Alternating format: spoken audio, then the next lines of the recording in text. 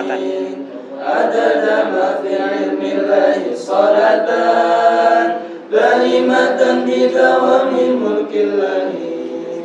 Bukan lautan hanya kolam susah, Indonesia selalu banyak masalah. Dari kasus KKN sampai narkoba, dari Maluku sampai Maluku semua.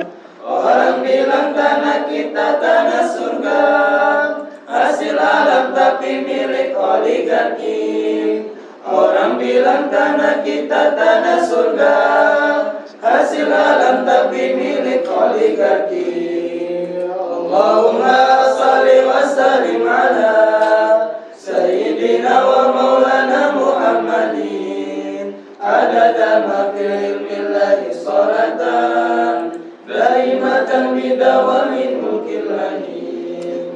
Assalamualaikum warahmatullahi wabarakatuh. Waalaikumsalam warahmatullahi wabarakatuh. Alhamdulillah wa syukurillah wa ni'matillah la haula wa la quwata illa billahil aliyyil azim. Ya.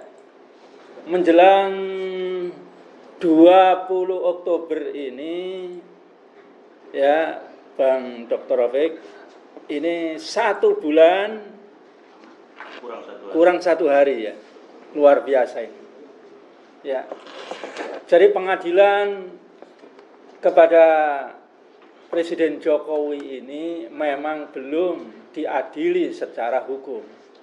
Tapi secara moral ini jauh lebih berat ini, Bang. Diadili setiap hari tanpa henti. Coba, salah satunya yang tidak pernah berhenti itu adalah ya seruan-seruan pelanggaran hukum yang sangat berat. Yang tidak pernah berhenti ini adalah korban dari KM 50. Luar biasa ini kalau Bang Aziz mengatakan ya hasil putusan pengadilan itu adalah sidang dagelan hingga hari ini masih viral itu, Bang. Bagaimana tidak? Coba. Ya, korbannya ini adalah pembantaian, kejahatan kemanusiaan yang paling besar di era Pak Jokowi itu. Yang dibantai itu ada, yang membantai itu juga ada. Coba, luar biasa. Namun kemudian hanya diberikan putusan tidak bersalah, dimaafkan, membela diri. Coba, luar biasa ini, di mana ada hukum seperti itu. Ini saya pikir tidak akan pernah berhenti nih. Ya, walaupun potensi setelah dia ini pertanggungjawaban ya tidak bisa diadili, masih mungkin, Bang. Presiden Sri Lanka saja melarikan diri, Bang. Segala kemungkinan bisa terjadi. Diseret ke pengadilan, lari ke luar negeri. Bisa juga pengadilan moral ini sangat luar biasa. Ya, dihinakan. Nah, jadi dari sisi hukum saya pikir kejahatannya ya dan penindasan Pak Jokowi ini sangat luar biasa. Tapi di sini saya ingin menyebutkan ya, di sini adalah kejahatan dari proyek-proyek strategis nasional, proyek ekonomi. Ini jauh lebih besar dibanding kejahatan hukum ini. Karena ini berdampak menyengsarakan banyak sekali masyarakat. Ya, kalau kita lihat berbagai macam peneliti, ya, mulai Walhi, mulai ya Koalisi Indonesia Bersih dan juga berbagai macam peneliti-peneliti ini paling tidak setidaknya ini kejahatan yang dilakukan oleh Pak Jokowi di dalam dia menstempel proyek strategis nasional itu ada 3. Yang pertama, banyak proyek-proyek strategis nasional tidak ada AMDAL-nya sehingga merusak lingkungan. Yang kedua, ya, perpresnya ini perpres yang sangat karet sehingga banyak menimbulkan konflik dengan rakyat. Yang ketiga, potensi kerugian negara itu sangat besar sekali.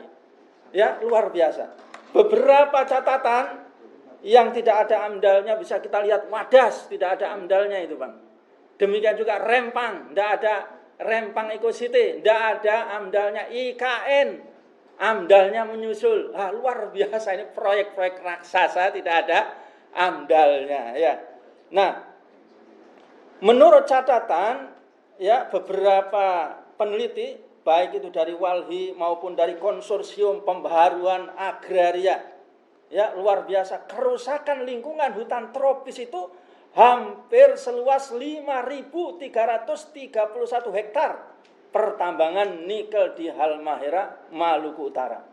Demikian juga kerusakan lingkungan baik itu air sungai berwarna merah kecoklatan, menunjukkan pasti terkontaminasi tanah galian ore nikel. Ini ada di Tempo 29 Januari 2024. Nah, dampaknya adalah Sungai Agijire, ya Akikube, membentang desa ya Wokup, demikian juga desa ya Wurjerana, Kulo Jaya, Lako Lamu, Kecamatan Weda Tengah, Kabupaten Halmahera, sampai juga Sungai Sangaji, Maba Halmahera Timur, dan juga Sungai Toduku dari Obi Halmahera Selatan. Di Halmahera ini luar biasa, hampir merata ya terjadi kerusakan lingkungan sungai. Nah, ini luar biasa.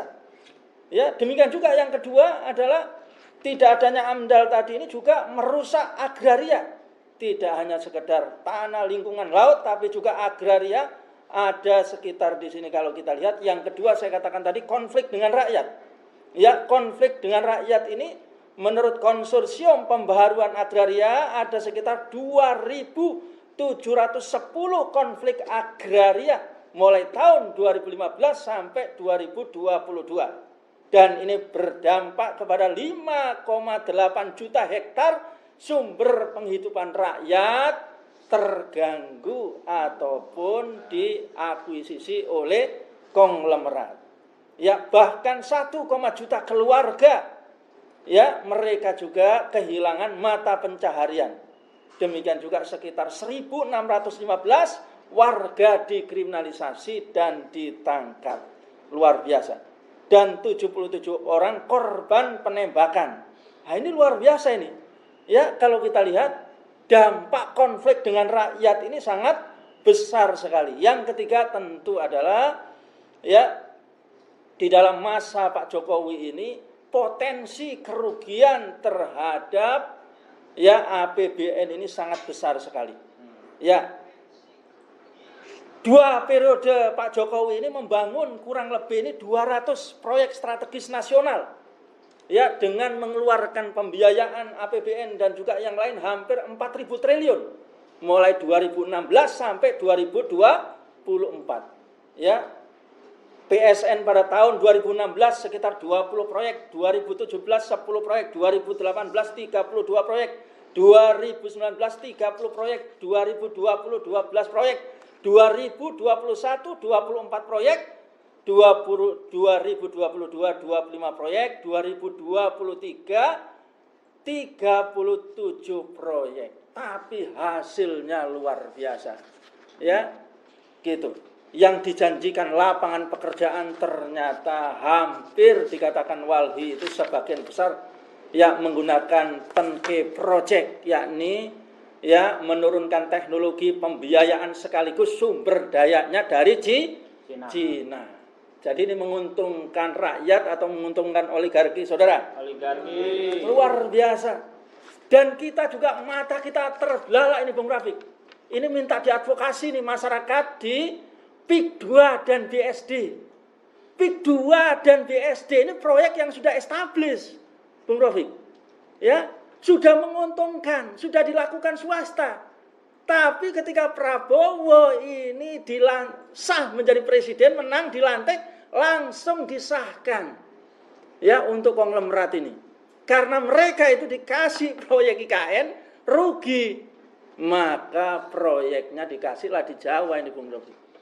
Ya, bagaimana mungkin proyek yang sudah untung ini PIK 2 dan BSD. Nah, ini menunjukkan bahwa proyek nasional ini adalah untuk pengusaha-pengusaha, untuk konglomerat, untuk oligarki. Dengan kata lain, yang kaya itu semakin kaya, yang kuat semakin kuat, yang rakus semakin rakus. Jadi yang untung rakyat atau oligarki, saudara? Oligarki. Yang untung rakyat atau rezim Mulyono? Rezim Mulyono. Wah, luar biasa ini. Pak Mulyono ini. Ini kejahatan yang sangat luar biasa ini. Nah, oleh karena itu tidak ada jalan yang lain, maka tentu negara ini sudah menjadi negara kekuasaan, tidak ada lagi hukum. Termasuk di dalam proyek nasional ini, maka tidak hanya tadi dijamin regulasinya cepat, dijamin diberikan lahan, termasuk dampak resiko politik dilindungi mulai dari presiden sampai bupati sampai aparat. Ini luar biasa sadis atau tidak, saudara? Kejam atau tidak? Kejam. Ya Allah, ini lebih kejam dibanding Belanda ini rezim Mulyono ini ya. Nah, ini saya pikir kejahatan yang harus kita catat dan kita tuntut kepada rezim Jokowi ini. Nah, oleh karena itu tentu kalau kita ingin menjadikan negara ini negara kembali kepada negara hukum, maka tidak ada lain yakni kembali kepada Islam. Ya, di dalam Islamlah asyhadu li syar'i. Kedaulatan itu di tangan hukum Islam. Hukum Islam ini bersifat tetap. Maka dia tidak pernah berubah, tidak bisa dibeli, tidak bisa disogok dan lain sebagainya. Maka ambil contoh bagaimana terjadi konflik Khalifah Umar dengan sahabat Abbas ketika itu. Ketika masyarakat berkembang, ternyata masjid tidak mencukupi untuk digunakan sebagai sholat berjamaah. Nah, ketika mau dilakukan perluasan, ternyata tanah yang paling luas tanahnya sahabat Abbas. Maka ketika itu langsunglah ditawari oleh Khalifah Umar. Yang pertama, wahai Abbas, kamu minta harga berapa akan kita bayar dari Baitul Mal. Yang kedua, tanah dan bangunanmu kamu minta ganti di tanah mana? Akan kita kasih tanah yang lebih luas dan kita bangun bangunannya seperti bangunan yang kau miliki dan itu baru. Yang ketiga, alternatifnya mungkin kamu sedekahkan atau kamu wakafkan. Ternyata sahabat Abbas tidak bergeming, saudara. Ya, tidak, aku tidak mau memberikan, nah gitu ya. Nah, oleh karena itu kemudian Khalifah Umar ketika agak sedih dan agak marah, maka dia meminta pihak ketiga sebagai penengah. Maka dimintalah pihak penengah dan menasihati sahabat Abbas ini ternyata kekeh tidak memberikan, saudara. Nah, ketika tidak memberikan itulah kemudian sahabat Umar agak marah meninggalkan. Maka ketika agak marah meninggalkan itu ternyata sahabat Abbas itu kemudian memanggil Khalifah Umar, wahai Khalifah Umar, kalau kamu marah maka tanahku tidak akan aku kasihkan kepadaku. Kalau kamu mengancam aku maka tanahku tidak akan aku kasihkan kepadamu. Nah, ketika Khalifah Umar tersenyum, terserah apa yang mau engkau lakukan, lakukanlah. Maka ketika itu saudara, ternyata sahabat Abbas ini mewakafkan tanahnya karena dia ingin dibeli oleh Allah SWT. Dia ingin ganjaran yang jauh lebih besar daripada harga tanah. Nah, ini luar biasa. Perluasan atau proyek-proyek strategis nasional itu diselesaikan secara hukum, tidak diselesaikan secara kekuasaan. Demikian yang bisa saya sampaikan. Assalamualaikum warahmatullahi wabarakatuh.